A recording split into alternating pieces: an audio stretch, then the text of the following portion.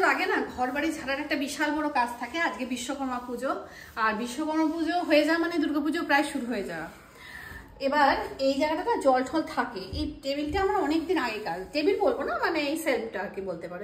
এখানে আগে আমার মাইক্রো ওভেন থাকতো। তো যাই হোক, এবার এইটাকে না পরিষ্কার করলাম কি বলতো, কেরোসিন তেল দিয়ে আর এই যে গেঞ্জি দিয়ে, গেঞ্জি কাপড় দিয়ে কেরোসিন তেল দিয়ে এটাকে পরিষ্কার করলাম। পুরোনো হয়ে গেছে তো একেবারে ঝকঝকে পরিষ্কার হবে না। আর এর ওপর ভাবছি কি, জলের বোতল যেহেতু রাখি সেহেতু এটা এরকম অ্যান্টি স্লিট এই ম্যাটটা অফলাইনে কিনেছি, অফলাইন থেকে কিনেছি 150 টাকা দিয়ে। তো এইটা ভাবছি এখানে পেতে দেবো। চলো এটা পেতে দিই।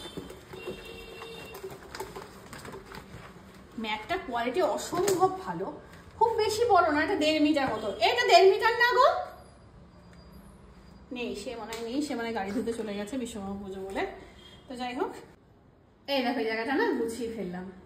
এখানে জলের বোতলগুলো আছে, আর এখানে মোটামুটি আর কি একই রকমই আছে। এটা গুনগুনের না ছোটবেলার ছবি, একদম ছোটবেলায় গুনগুন যখন দীঘা গেছিল, খুব শরীর খারাপ হয়েছিল, তখন এই ছবিটা না গুনগুনের পাপার এক বন্ধু সুমনদা তুলে দিয়েছিল। সুমনদা এত সুন্দর ছবি তোলে।